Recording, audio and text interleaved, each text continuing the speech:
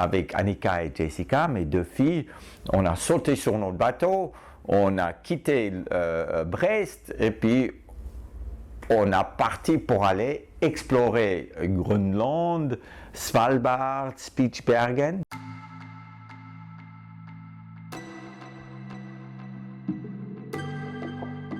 Devenir un explorateur, c'était un peu un parcours naturel. J'aimais la nature, j'aimais grimper. À 8 ans, je disais à mon papa que je voulais aller visiter mes cousins. J'ai eu des cousins qui étaient à 10 km de chez nous et des cousins qui étaient à 300 km. Je pensais déjà que je pouvais prendre mon petit vélo et en fait, faire du vélo pendant 300 km pour aller visiter mes cousins. Puis je disais à mon papa que je vais aller visiter mes cousins, mais je n'ai pas dit lesquels cousins je voulais visiter. Il y avait une seule règle à la maison, qu'à 6 heures du soir, je dois être à la maison. Et 6 heures arrivé, j'étais pas à la maison.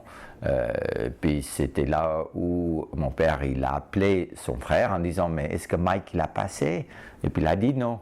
Et il savait très bien que, en fait, je voulais aller visiter mes autres cousins. Il est venu avec sa voiture, me choper le long de la route, et puis c'était là où il me disait, mais écoute Mike, si tu veux faire quelque chose comme ça, on ne va jamais t'empêcher de faire des choses, mais il faut préparer. Quand on fait l'exploration, les aventures autour de chez nous, on n'a pas besoin d'être aussi bien préparé. Mais quand on va traverser les pôles Nord ou traverser les pôles Sud et faire ce qu'aucune autre personne sur Terre a fait, c'est là où d'abord il faut croire dans ce que tu veux faire. Quand tu crois vraiment que tu as tout faire pour essayer d'y aller, tu dois prendre aussi la responsabilité de dire que si ça foire ou si j'arrive pas, je peux mourir.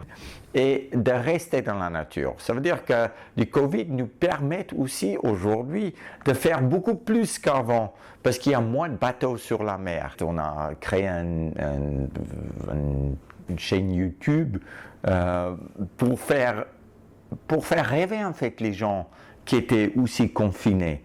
Et on doit peut-être confiner notre corps, mais il ne faut jamais confiner nos têtes. Audible me donne l'opportunité de partager ce que j'ai vécu, un peu des conseils que je veux donner aux autres pour continuer de voyager, de continuer de sortir de leur zone de confort.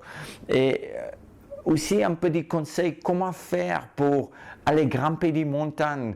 Il ne faut pas avoir peur des projets, mais il faut vraiment que des projets qu'on veut faire nous excitent. Et c'est difficile de faire ces pas, de partir dans l'inconnu. Et c'est ça qu'on a essayé de faire.